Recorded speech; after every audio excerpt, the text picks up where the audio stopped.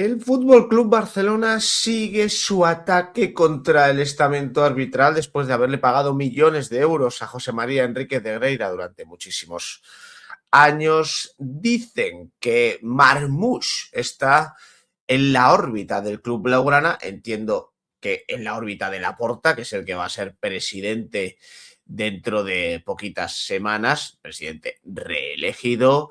Se mantiene el tema Prestiani-Vinicius porque el jugador del Benfica comenta, según The Times, que Vinicius le llamó enano antes de que él le dijera mono no sé cuántas veces. Y hoy se juega un partido decisivo en la temporada del Real Madrid y todo hace indicar que sin Kylian Mbappé. A las portadas.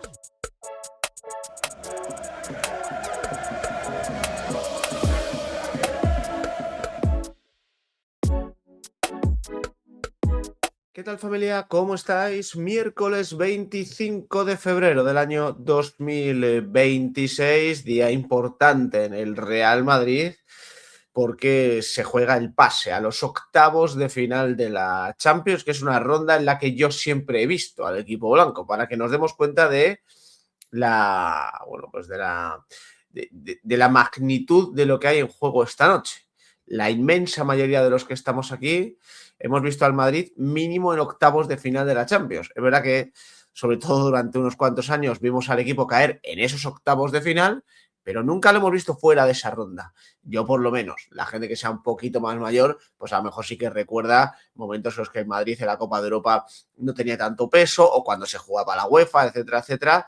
Así que imaginaros, ¿no? A nivel deportivo, a nivel económico también, a nivel de estructura de lo que queda de proyecto al menos, es un día muy importante. El Real Madrid tiene la ventaja del 0-1 de la ida después del buen partido que se disputó en Lisboa. Hoy hay que rematar la faena en un Bernabéu que estará a reventar y en el que habrá un ambiente importante porque, bueno, también el Benfica ha puesto de su parte para que hoy suba mucho la temperatura del Bernabéu. Por supuesto, tendréis esta noche, después del partido, aquí el directo habitual post partido para hablar de lo que yo espero, ojalá, sea una clasificación a los octavos de final de la competición sin Kylian Mbappé. Todo hace indicar que sin Kylian Mbappé. Ahora vamos a ir con todo eso. Antes quería empezar con este post del Fútbol Club Barcelona en sus redes sociales. Asumir el error es un gran paso. Evitarlo es el siguiente. Y cuelgan una serie de fotos, 4 fotos, sobre la famosa jugada en la que el Girona acabó ganando al Barça la semana pasada después de una supuesta falta sobre Jules Koundé. ¿Y por qué sacan esta imagen? Bueno, pues porque el CTA, en la revisión que suele hacer cada semana, cada 2 semanas, una cosa así, reconoció que esa jugada estaba mal arbitrada. Y el Barça utilizó sus redes sociales, no su televisión porque no tiene, sus redes sociales para meter otro palo al arbitraje y para continuar su guerra contra el CTA. Esto es bueno comentarlo porque llegará el día de mañana y te volverán a decir que un vídeo de 2 minutos de Real Madrid Televisión cuyo alcance, es limitado y que solo se multiplica un poco por los medios de comunicación, pues ese vídeo adulterará la competición. El Fútbol Club Barcelona, que utiliza sus redes sociales, declaraciones públicas de todo el mundo y que en su momento, durante muchos años, estuvo pagando al vicepresidente de los árbitros, nunca ha adulterado la competición. El Real Madrid Televisión adultera la competición sin pruebas de que adultere la competición. Quiero decir, el Fútbol Club Barcelona, que ha pagado a un árbitro que lleva los tanques a la calle desde hace 10 días, no adultera la competición, porque tú no tienes pruebas tampoco para decir que adultera la competición. El Barça, el Madrid sí, el Fútbol Club Barcelona no. Es increíble lo de este país. Es verdad que se ha tomado un poco de aquella manera y quizá algo de silencio en torno a todo esto que está pasando, porque bueno, el Real Madrid tiene ahí también esa eliminatoria entre medias de la Champions, ha pasado de Prestiani y Vinicius, que ha, digamos, aglutinado mucho en los últimos días en cuanto a debate, en cuanto a comunicación, en cuanto a información, etcétera, etcétera. Pero a mí me resulta fascinante que el Barcelona, que ha pagado una auténtica barbaridad de millones a un vicepresidente arbitral, lleve días y días y días desde todos los puntos posibles pegándole cañonazos al CTA. O sea, es que repito, hoy han sido las redes sociales del FC Barcelona, pero otro día es Laporta, otro día es Flick, otro día son los precandidatos del Barça a la presidencia, otro día son los jugadores, otro día son los medios de comunicación al unísono, son todos. Son absolutamente todos. ¿Y el Barça qué sigue haciendo? El Barça sigue dejando que los jugadores concedan entrevistas a cualquier tipo de medio de comunicación para así tener, bueno, pues a la gente contenta y a los medios de comunicación controlados. Que ha llegado a un punto en el que hasta Ferran Torres y Pedri estuvieron el lunes en El Hormiguero. O sea, tienen a jugadores hablando en Marca, en Sport, en Mundo Deportivo, en el diario AS, en El Hormiguero, en las radios, o sea, en todos los sitios hay jugadores del Barça concediendo entrevistas porque el Barça ha pasado al ataque descaradamente y quiere darle el suficiente alpiste a los medios de comunicación para que luego los medios de comunicación actúen como mejor saben, como estómago agradecido y sin ningún tipo de libertad. Ahora vamos con todo lo que hay en ese Real Madrid-Benfica, antes portadas de la prensa catalana. Mundo Deportivo. Laporta en la pole. Un sondeo realizado entre 300 socios del Barça arroja una mayoritaria intención de voto por el expresidente. Hablan de 58,66% para Laporta, 20,33% para Víctor Font, 7,3% para Marc Siria y 1,33% para Xavi Vilajoana, pese a que decían iba a fichar a Harry Kane. Entrevista al propio Marc Siria que dice urge gestión, no los caprichos de un presidente, y te cuenta en el Mundo Deportivo que las 4 áreas deportivas de las precandidaturas explican sus propuestas. Arriba, Atlético de Madrid 4, Brujas 1, hat-trick de Sorloth y fiesta atlética. Sus 3 goles meten a los colchoneros en octavos, donde esperan Liverpool o Tottenham. En el Real Madrid-Benfica, tensión, hablan en el Bernabéu con Mbappé dudoso y ojo porque el Bodo Glimt ganó 1-2 al Inter de Milán y sigue haciendo historia. Y ya por último, abajo en baloncesto, Virtus Barça a las 8:30 de la tarde. El Barcelona a resurgir tras el sinsabor de la Copa del Rey. Y en el Diario Sport, alternativa Marmoush. El fichaje de un delantero es prioritario. El Barça se fija en el egipcio, eclipsado por Haaland en el City. Su perfil convence a Deco y sería un plan B ideal a Julián Álvarez. En las selecciones al Barça, Enric Masip dice pongo la mano en el fuego por Laporta. Arriba, Euroliga de baloncesto, Xavi Pascual se resigna a la ausencia de fichajes antes de jugar contra la Virtus de Bolonia. Entiendo que es la Virtus de Bolonia esta, ¿no? A ver si yo estoy muy despistado, pero yo creo que sí. Y si no, pues no pasa absolutamente nada. Abajo, Sorloth liquida al Brujas y envía al Atlético a octavos. El subcampeón de Europa cao ante la revelación de la Champions, el Bodo Glimt. En el Madrid, Mbappé será baja ante un Benfica sin Mourinho. Y ya por último, el Newcastle, posible rival del Barça, tras eliminar al Karabaj, y el Mónaco de Ansu a por la épica en París, después de haber caído en la ida ante el cuadro de Luis Enrique. Lo del Bodo Glimt, estuve viendo ese partido ayer, es fascinante la capacidad de resistencia que tiene porque, a ver, el fracaso del Inter es estrepitoso, pero sí que es cierto que es que encima el Inter falló una cantidad de ocasiones, es increíble. Es verdad que muchas de las ocasiones vinieron por centros laterales, o sea, decidió el Inter bombardear el área rival con mucho centro lateral, sobre todo por Di Marco, desde banda izquierda, que metió mucho balón en el área, tal.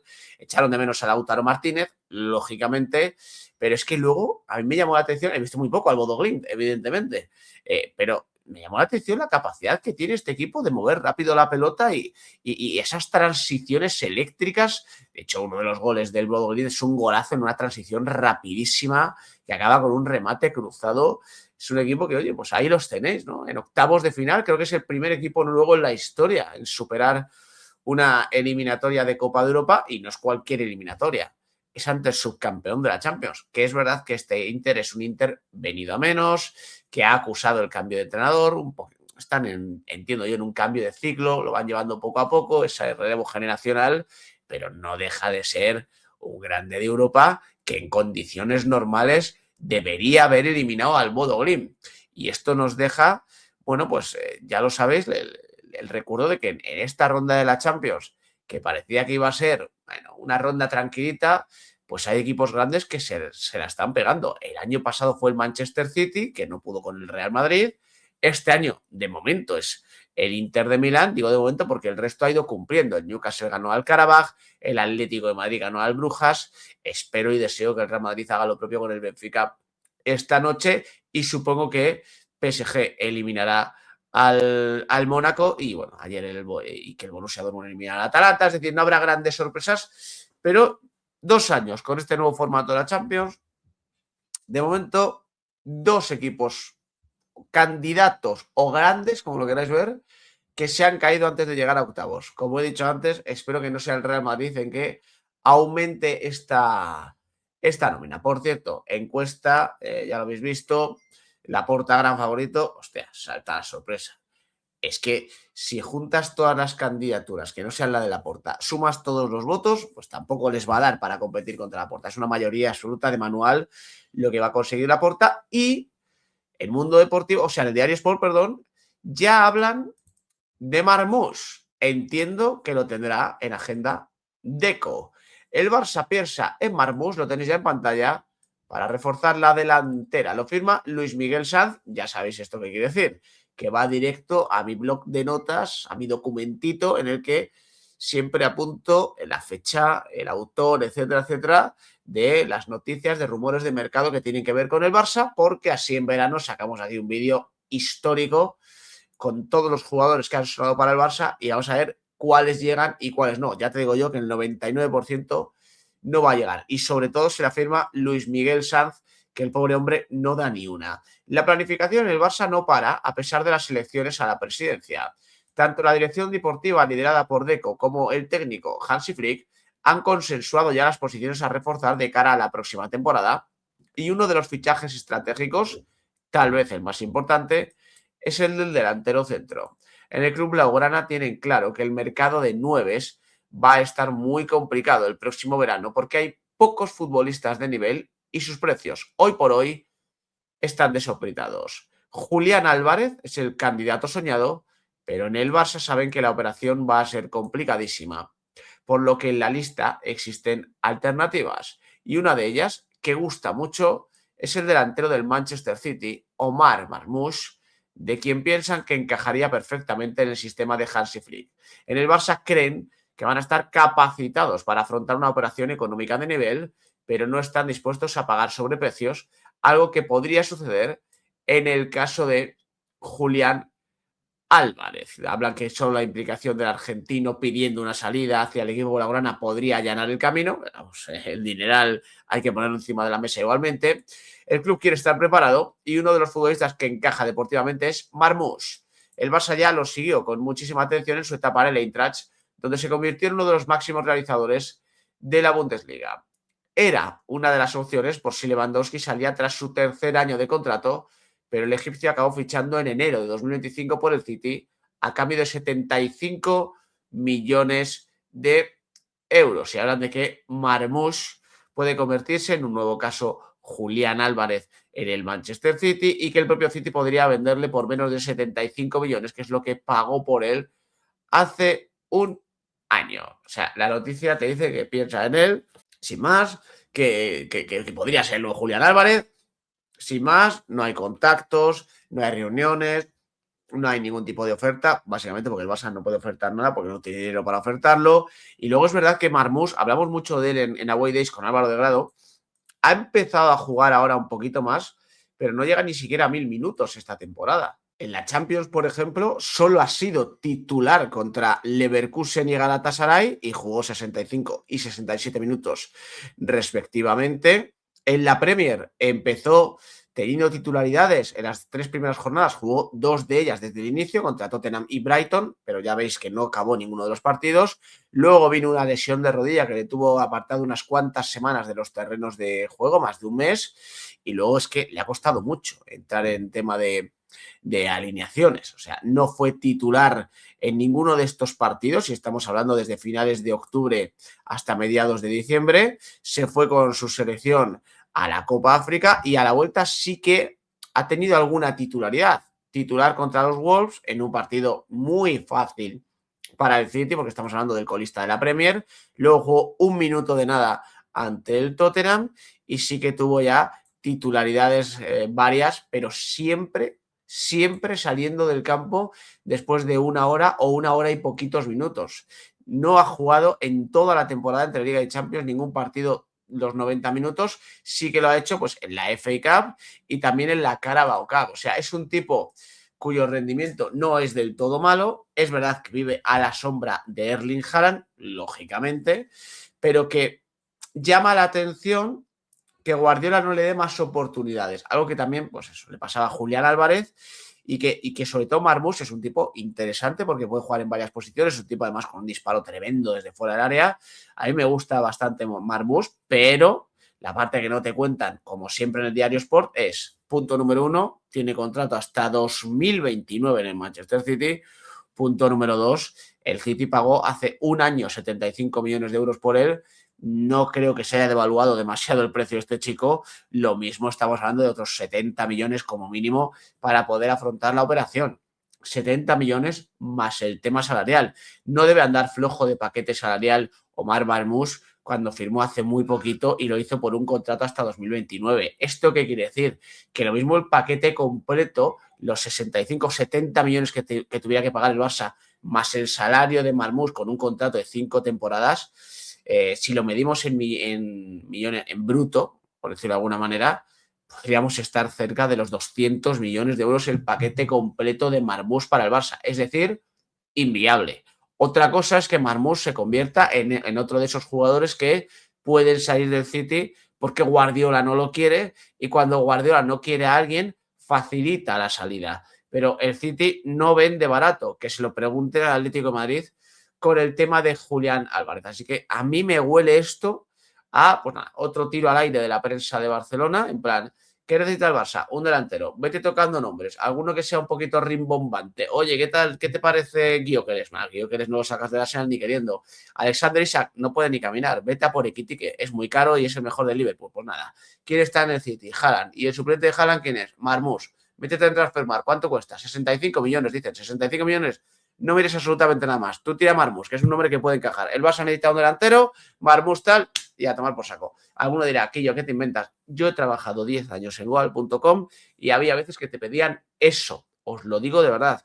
Te decían, este club necesita a este jugador. Vete buscando en el mercado perfiles que puedan encajar en cuanto a precio, dónde juegan, etcétera, etcétera, y lo colamos como rumor. Esto funciona así, la prensa funciona así, en los medios de comunicación. Cuando trabajas dentro, te piden que mientas muchas veces para generar visitas. No sé si le habrán pedido a Luis Miguel Sanz que mienta, a lo mejor es verdad esta historia, no tengo ni idea, pero a mí me suena a lo de siempre, al rumor prefabricado, aprovechando que un club tiene una necesidad X en un puesto X de cara a la próxima temporada. Portadas de la prensa madrileña. Diario AS. En la imagen, Sorloth y el titular, gigante. El Atlético se mete en los octavos de final después de una gran segunda parte y un hat-trick de Sorloth. Tottenham o Liverpool, próxima estación, perdón. Y la MLS tienta a Griezmann. El club confía en que se quede hasta junio. Abajo, el milagro del Bodo Glimt continúa, gana en San Siro y se clasifica. Y ya arriba, todos los focos sobre Vinicius. El Madrid espera rematar su pacha ante el Benfica, agarrado al gran momento del brasileño. Mbappé tiene difícil jugar. Prestiani y Mourinho pisaron ayer el Bernabéu, pero no lo harán hoy. Y en el diario Marca, el embrujo de Sorloth. Triplete del noruego para llevar al Atlético de Madrid a octavos de final. Con Simeone solo han faltado a esta ronda en 2 temporadas de 13. El rival, Liverpool o Tottenham. Arriba, alto riesgo en el Bernabéu. El Real Madrid se la juega después de la tensión de la ida, el fiasco de Pamplona y casi seguro sin Kylian Mbappé. Te comentan que el Bodo Glimt eliminó al Inter, Newcastle al Karabaj y el Leverkusen al Olympiacos de Mendilibar. Y abajo, Cancelo y Rashford ganan enteros para seguir en el Barça. En tenis, en tenis, casi me equivoco. Rafa Jodar, camino de jugador revelación. Y ya por último, Alberto Ávila, voy a reventar los prejuicios en Supervivientes. El atleta paralímpico será el primer concursante con discapacidad en la historia. Claro, vosotros no lo habéis visto porque he puesto la portada en la edición, pero cuando estaba diciendo tenis se me estaba trabando la lengua y pensé que se me patinaba. Pero bueno, son gajes del oficio. Y como en este canal no se edita, pues me escucháis hacer el pelele y para adelante, ¿no? Tema del Real Madrid-Benfica. No va a jugar Mbappé. Yo creo, vamos, que no va a jugar Mbappé. Cada vez que el equipo saca una información de estas suele ser bastante verídica. No ha salido la convocatoria del Real Madrid todavía. Yo entiendo que saldrá durante la mañana. Posiblemente a la hora a la que estés viendo este vídeo ya haya salido la convocatoria. Y yo no descarto parte médico de Mbappé. No descarto un parte médico de Mbappé a lo largo de la mañana después de sacar la convocatoria.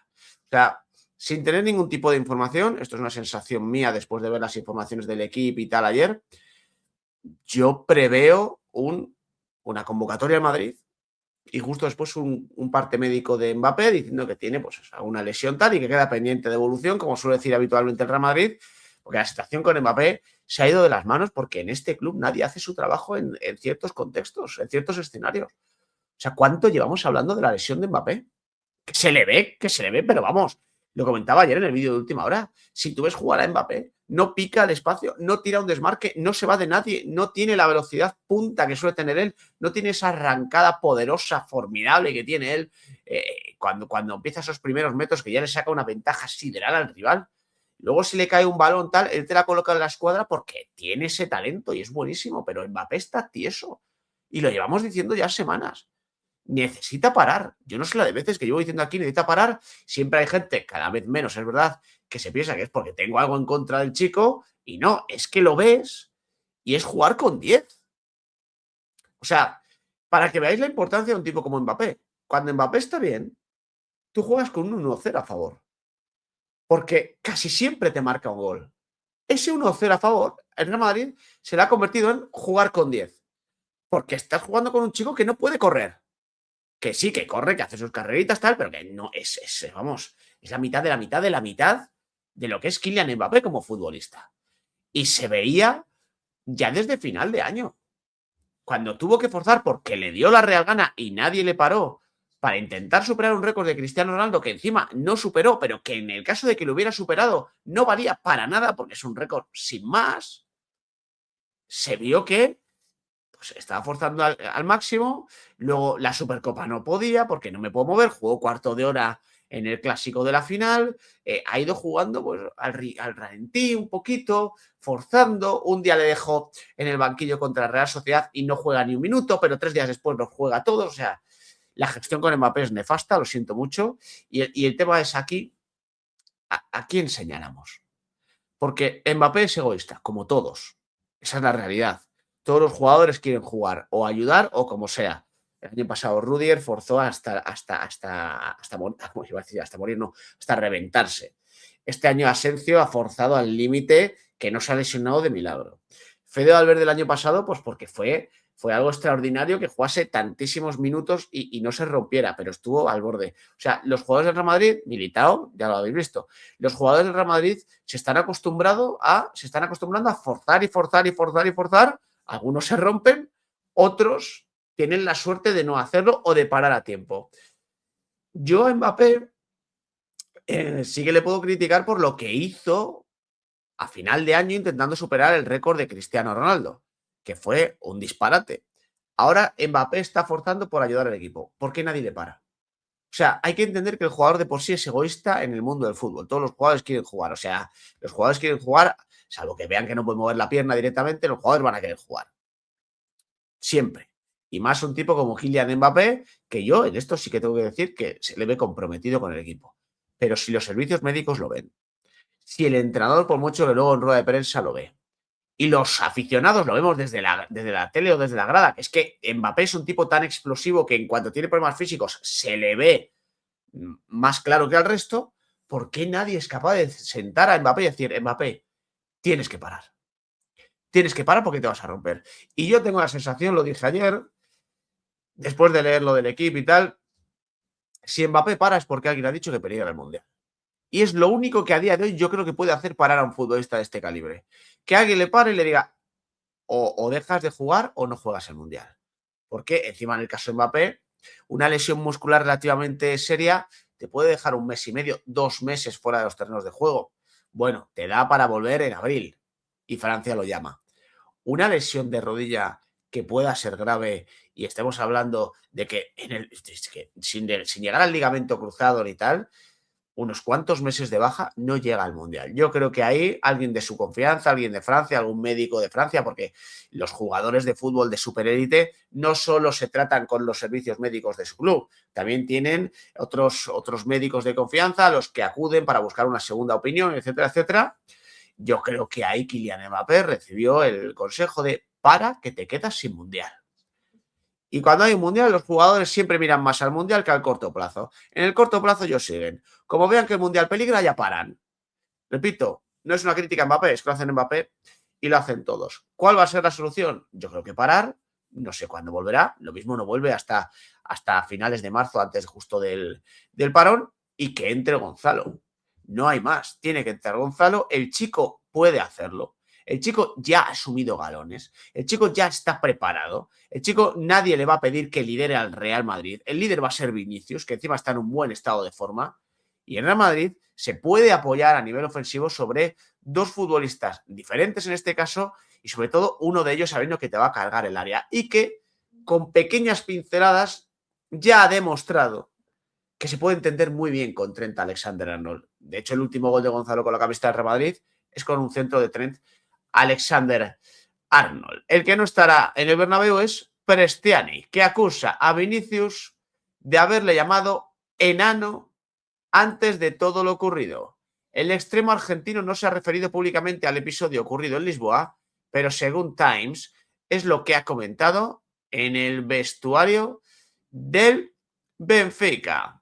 Dice que le llamó enano en el momento previo a su agresión verbal en el que se tapa la boca y según el brasileño le llama mono. Por el momento, esta acusación de Prestiani se ha dado tan solo de puertas hacia adentro del vestuario del Benfica, ya que públicamente todavía no se ha pronunciado y de hecho no está previsto que lo haga. Es una cosa, ¿verdad?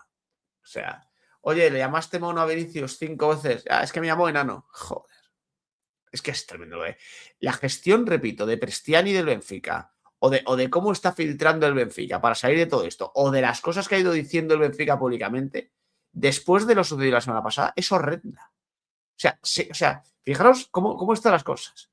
Ahora están filtrando que es que Vinicius le llamó enano. Bueno, pues, a ver, no está bien llamarle enano, no está bien, pero bueno, que en el mundo del fútbol, jugadores que se acuerden de la madre del otro, que le digan al otro que feo eres, tal, está a la orden del día. Esto funciona así. Es que lo va a querer equiparar con ser un racista a estas alturas de la película. Pero es que luego te han ido diciendo que Prestiani, que él no dijo nada racista, que él lo que dijo fue maricón. Bueno, pues nada, pues en vez de racismo, homofobia.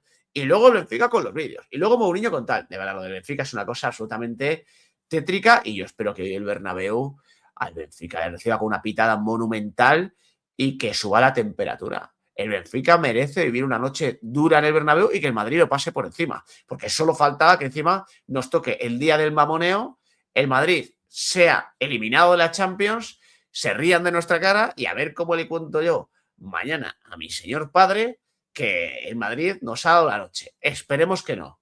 Esperemos que el Madrid haga valer el factor campo, haga valer el resultado de la ida y reviente al equipucho del Benfica, que desde luego, que después de lo sucedido esta semana, a mí particularmente no me puede caer peor. Gracias por acompañarme. Nos vemos en el siguiente.